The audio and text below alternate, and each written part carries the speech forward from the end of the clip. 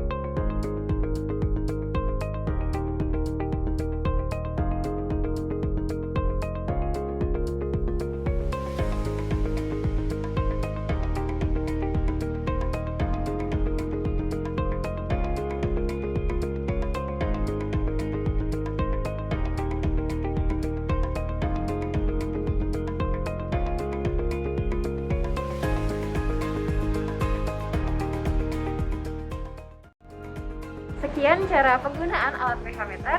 Semoga bermanfaat. Wassalamualaikum warahmatullahi wabarakatuh.